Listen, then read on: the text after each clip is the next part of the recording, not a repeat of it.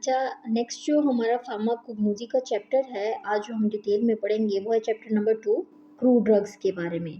तो basically crew drugs हमने last जब इंट्रोडक्शन का चैप्टर पढ़ा था फार्माकोग्नोसी का, तो उसमें हमने बहुत बार जो है वो क्रू ड्रग का वर्ड रिपीट हुआ था कि क्या है क्रू ड्रग। तो उसको आज हम डिटेल में पढ़ेंगे कि बेसिकली क्रू ड्रग क्या है और उसको हम किस तरह से क्लासीफाई कर रहे होते हैं। तो सबसे पहले हम उसकी डेफिनेशन की तरफ मूव करते हैं।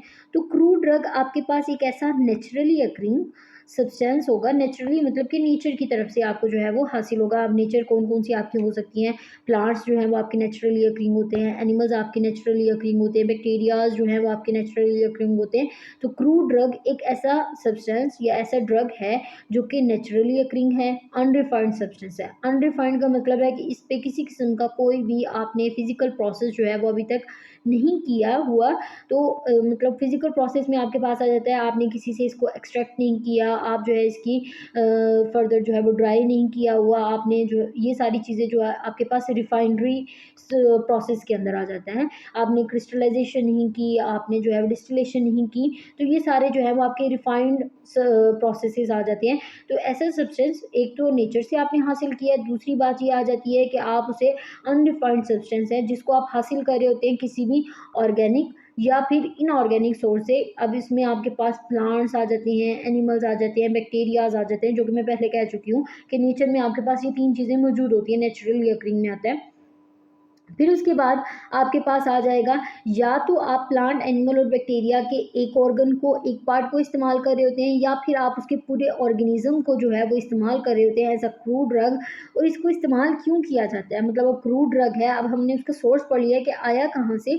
नेक्स्ट हम देखते हैं कि इसका इस्तेमाल क्या होगा। इंटेंडेड फॉर द यूज़, मतलब कि हम इसको इस्तेमाल कर रहे होते हैं इन द डायग्नोज ऑफ, मतलब कि तशखीस करने के लिए किसी भी बीमारी की, उसके क्योर के लिए, उसके इलाज के लिए, उसको क्योर करने के लिए, ठीक करने के लिए, ट्रीटमेंट के लिए, उसका इलाज करने के लिए, या फिर हम उस बीमारी से, उस डिजीज़ से प्रिवेंट करना चाह रहे हैं, मतलब कि एक बार अब बीमारी हो गई है दोबारा ये ना हो, इस वजह से ये मेडिसिन जो है वो आप इनटेक कर रहे होते हैं। इन मैन और एनिमल का मतलब है कि आप इंसानों में भी क्रू ड्रग का इस्तेमाल कर रहे होते हैं, आप जानवरों के अंदर भी क्रू ड्रग का इस्तेमाल कर रहे होते हैं। क्यों कर रहे होते हैं? क्योंकि आप उसकी बीमारी को ठीक करना चाह रहे हैं और उसको प्रिवेंट करना चाह रहे हैं कि फर्दर ये बीमारी ना हो। उसके बाद नेक्स्ट आपके पास आ जाता है क्लासिफिकेशन ऑफ क्रू ड्रग। अब क्रू ड्रग को बेसिकली हम चार तरह से क्लासीफाई कर रहे होते हैं। एक आपके पास आ जाता है मॉर्फोलॉजिकल मेथड आ जाएगा, नेक्स्ट आ जाता है टेक्सोनोमिकल मेथड, थर्ड आ जाता है फार्माकोलॉजिकल मेथड और फोर्थ आ जाता है केमिकल मेथड। सबसे पहले हम फर्स्ट की तरफ मूव करते हैं कि मॉर्फोलॉजिकल मेथड, जिसे मॉर्फोलॉजिकल मेथड कहते हैं। ये क्या है बेसिकली? अब इस मेथड में ड्रग जो है उसको हम अरेंज करते हैं, ये क्लासीफाई करते हैं according to their part use, कि हम उसका कौन सा हिस्सा जो है वो इस्तेमाल करें। जैसे कि बेसिकली अगर आप प्लांट एक देखें, कोई भी एक पौधा देखें, तो उसके कितने हिस्से मौजूद होते हैं? उसके लीव्स मौजूद होते हैं, उसके स्टेम्स मौजूद होते हैं, फ्रूट, सीड्स, उसकी रूट्स हैं, राइजोम्स हैं। तो ये सारे जो हैं वो आपके पास बेसिकली क्या होते हैं? पार्ट्स होते हैं किसी भी प्लांट के। तो हमने देखना है कि हम जो है वो ड्रग का कौन सा पार्ट जो है वो इस्तेमाल कर रहे हैं, उनके अकॉर्डिंगली हम उसे जो है वो मॉर्फोलॉजिकल मेथड में अरेंज कर देते हैं। अब इसकी भी आगे जो है वो सब टाइप्स आ जाती हैं। दो तरह के मॉर्फोलॉजिकल मेथड में हम जो है वो क्लासीफाई करते हैं। एक तो आ जाता है ऑर्गेनाइज ड्रग, दूसरा आ जाता है अनऑर्गेनाइज ड्रग। अब ऑर्गेनाइज ड्रग की अगर मैं बात करूं तो हम डायरेक्टली प्लांट से जो हासिल कर रहे होते हैं पार्ट, वो हमारे पास आ जाता है ऑर्गेनाइज ड्रग में, जिसमें आपके पास सेलुलर टिश्यूज भी कंटेन कर रहे होते हैं। अब डायरेक्ट कौन सी चीज़ें आप हासिल कर सकते हैं? जैसे अभी मेरे पास कोई भी पौधा मौजूद होगा तो मैं उसका अगर पत्ता तोड़ लूँ, फूल तोड़ लूँ, या मैं उसका कोई फ्रूट पार्ट तोड़ लूँ, तो क्या है कि मैंने उसको डायरेक्टली जो है वो उतार लिया है। अब वो मेरे पास क्रूड फॉर्म के अंदर मौजूद है, मैंने कोई उसके ऊपर कोई फिजिकल प्रोसेस जो है वो नहीं किया, जस्ट मैंने उसको तोड़ के अपने पास रख लिया है। और उसमें क्या होगा कि उसमें आपके पास डिफरेंट फाइबर्स होंगे, टिश्यूज़ होंगे, लीव्स के अंदर डिफरेंट टिश्यूज़ होते हैं। तो ये सारी चीज़ें जो है वो आपके पास क्या होती हैं? ऑर्गेनाइज्ड ड्रग के अंदर होती हैं। अब इसमें आपके पास एग्जांपल में आ जाएगा flower, seeds, leaves, bark, rhizomes etcetera, ये सारे ऑर्गेनाइज्ड ड्रग में आ जाते हैं। नेक्स्ट आ जाता है अनऑर्गेनाइज्ड ड्रग। अब अनऑर्गेनाइज्ड ड्रग में क्या होगा कि ऐसी ड्रग जिसको हम जो है वो प्रिपेयर कर रहे होते हैं by plant by physical process, मतलब कोई फिजिकल प्रोसेस उसके ऊपर जो है वो अप्लाई कर रहे होते हैं, फिजिकल प्रोसेस में आ जाएगा। आपने क्या किया, प्लांट को जैसे कि डायरेक्ट ऑर्गेनाइज में क्या था कि मैंने उसको डायरेक्टली तोड़ लिया था, लेकिन आप इसमें क्या करेंगे, इंसिजन लगाएंगे। इंसिजन लगाने का मतलब होता है किसी भी प्लांट को कट लगाना। जैसे ही आप उसको कट लगाएंगे कि उसके अंदर से कोई भी लिक्विड या कोई भी गम्स जो है वो आपको बाहर मिलेंगी। अब उसको क्या करेंगे, इंसिजन लगाने के बाद आपने क्या किया, आपने उसको ड्राई कर लिया, या फिर ड्राई नहीं किया तो फिर आपने क्या किया, एक्सट्रैक्ट किया। एक्सट्रैक्शन का एक पूरा आपका चैप्टर है, चैप्टर नंबर 8, जिसमें आप जो है वो डिटेल के अंदर पढ़ते हैं कि एक्सट्रैक्शन क्या होती है। उसमें क्या करते हैं कि डिफरेंट पार्ट्स को लेके हम उसके अंदर से केमिकल्स को जो है वो बाहर निकाल लेते हैं, तो वो आपके पास जो है वो एक्सट्रैक्शन होती है। अब इसमें क्या होगा कि जब भी ऐसा सब्सटेंस होगा कि आप इंसिजन लगाएंगे, कट लगाएंगे या फिर एक्सट्रैक्ट करेंगे, तो इसमें क्या होगा कि आपके पास प्लांट के सेलुलर टिश्यूज मौजूद नहीं होंगे। बेसिकली आपको क्या होगा कि केमिकल्स ही हासिल हो जाएंगे जो आपको चाहिए होंगे। तो ये आपके पास अनऑर्गेनाइज ड्रग में होता है। जैसे कि फॉर एग्जाम्पल, बड़ी कॉमन एग्जाम्पल है, घरों के अंदर आपने देखा होगा एलोवेरा मौजूद होता है। जैसे ही आप एलोवेरा के लीफ को तोड़ते हैं, तोड़ने के बाद नहीं, जब आप उसको कट लगाएंगे, कोई भी आप वर्टिकली लगा दें, हॉरिजेंटली लगा दें, आप तिरछा लगा दें किसी तरह से, तो उसके अंदर से आपको एक जेल टाइप सा मटेरियल जो है वो मिलना शुरू हो जाएगा। तो वो बेसिकली क्या होता है, उसको हम इस्तेमाल करते हैं फर्दर ड्राई करने के बाद, तो वो आपके पास अनऑर्गेनाइज ड्रग के अंदर आ जाएगा।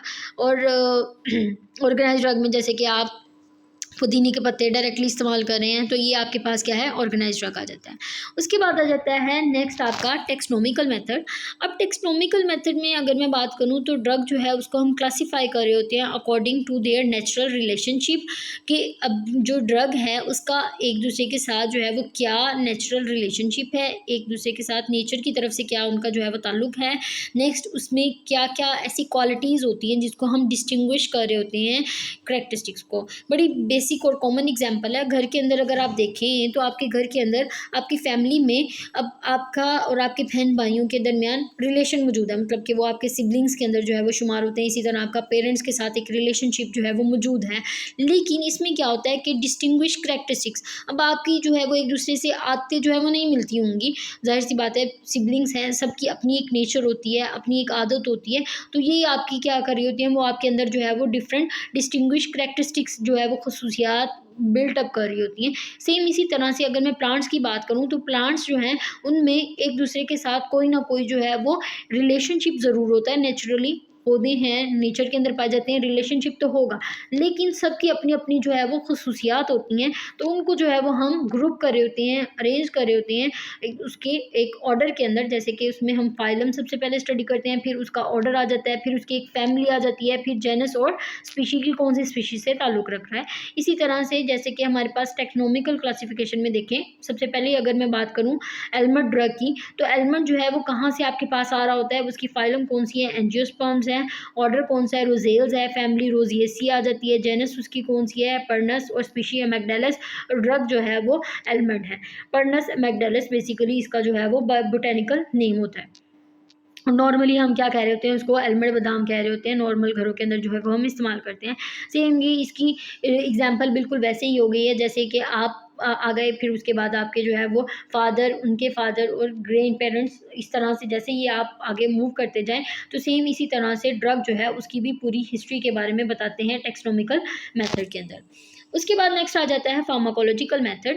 अब फार्माकोलॉजिकल मेथड में ड्रग जो है उसको क्लासीफाई किया जाता है according to their therapeutic effect, कि किस तरह से वो आपके लिए इफेक्टिव होती हैं थेरेप्यूटिकली, वो आपकी बॉडी के ऊपर जो है वो किस तरह से इफेक्ट प्रोड्यूस करेंगी। थेरेप्यूटिक इफेक्ट का मतलब है कि आपकी बॉडी के अंदर जाके किसी न किसी किस्म का कोई भी एक्शन जो है वो प्रोड्यूस करेंगी। अब इसमें फॉर एग्जांपल अब यहाँ पे आ जाता है सिनेमन बार्क आ जाएगा। सिनेमन बार्क बेसिकली दालचीनी को भी कहते हैं, घरों में आम हम जो है वो इस्तेमाल भी कर रहे होते हैं। तो सिनेमन बार्क जो है उसका एक आपके पास फार्माकोलॉजिकल एक्शन ये भी होता है कि वो एंटी कैंसर है, कैंसर के खिलाफ जो है वो फाइट कर रही होती है। उसके अलावा आ जाता है एलोसिना, कैस्टर ऑयल, ये ऐसी ड्रग्स होती हैं जो कि परगेटिव होती हैं। परगेटिव बेसिकली क्या होते हैं, कॉन्स्टिपेशन को रिलीव करने के लिए हम इस्तेमाल कर रहे होते हैं। फिर आ जाता है बेलोडोना और हायोसाइमस। अब इनका क्या थेरेपेटिक इफेक्ट होता है कि ये एंटी स्पाज्मोटिक होती हैं, मतलब कि आपके जो मसल स्पैज्म हो जाते हैं, मसल के अंदर अखड़ाव हो जाता है, उसको रिलीव करने के लिए हम जो है वो इस्तेमाल कर रहे होते हैं। उसके बाद आ जाता है कैथिकू और टैनिक एसिड जो है वो आपके पास आ जाएगा वो आपके पास होती हैं एस्ट्रिंजेंट। अब एस्ट्रिंजेंट क्या होती हैं, बेसिकली आपके पास आपके जो मांस है उसको इकट्ठा करने में हेल्प कर रही होती है। मतलब कि अगर आपकी स्किन के ऊपर किसी किस्म का कोई भी कट लग गया है तो उसको एक साथ करने में जो हेल्प करेंगी वो उसे जो है वो हम एस्ट्रिंजेंट कहेंगे। आपने अगर इसका बड़ा एक नॉर्मल एग्जाम्पल, अगर आपने जापानी फल अगर टेस्ट किया हुआ हो, तो जब भी आप जापानी फल टेस्ट करते हैं तो आपकी जो ओरल कैविटी है उसमें क्या होता है कि आपकी ओरल कैविटी जो है या आपकी इंटरनल स्किन होती है माउथ की, वो इकट्ठी होना शुरू हो जाती है। सेम इसी तरह से उसे एस्ट्रिंजेंट इफेक्ट कहते हैं। जब भी हम कोई भी ऐसी ड्रग जो कि एस्ट्रिंजेंट हो हम अप्लाई करें अपनी स्किन के ऊपर, तो आपकी स्किन को इकट्ठा करना शुरू कर देती है, जिसकी वजह से आपका जख्म जो है वो जल्दी हील होना शुरू हो जाएगा। उसके बाद आता है ग्लाइकोराइजा और टोलोबाल्सम, जो है उसको इस्तेमाल किया जाता है एज अ एक्सपेक्टोरेंट। अब एक्सपेक्टोरेंट क्या होता है, जैसे आपने देखा होगा कि जब भी आप ज़्यादा एंटीबायोटिक्स इस्तेमाल करते हैं तो उसकी वजह से क्या होता है, ड्राई कफ होना स्टार्ट हो जाती है। अब एक्सपेक्टोरेंट क्या करता है, जब भी आप इसको इनटेक करते हैं तो आपके गले के अंदर बलगम जो होती है उसकी प्रोडक्शन को इंक्रीज कर देता है, जिसकी वजह से आपकी जो ड्राई कफ है, खुश्क खांसी है, वो उससे आपको रिलीफ मिल रहा होता है। फिर आ जाता है डिजिटेलस और स्ट्रोपेंथस। ये ऐसी ड्रग्स होती हैं जो कि कार्डियोटोनिक होती हैं, आपकी हार्ट की एक्टिविटी जो होती है उसके ऊपर इफेक्ट कर रही होती हैं। नेक्स्ट आपके पास आ जाता है केमिकल मेथड। अब केमिकल मेथड में क्या होता है कि ड्रग जो है उसको क्लासीफाई किया जाता है according to their principal constituents, मतलब कि इसके अंदर मेन ऐसे कौन से केमिकल्स मौजूद हैं, हम उसकी बेस के ऊपर जो है उसको क्लासीफाई कर रहे होते हैं। अब जैसे कि आपके पास डिफरेंट ड्रग यहाँ पे लिस्ट दी हुई है, जैसे कि एगर और अकेशिया, ट्रैगैक स्टार्च, ये ऐसे ड्रग्स हैं जिसमें कार्बोहाइड्रेट्स जो हैं वो पाई जाती हैं।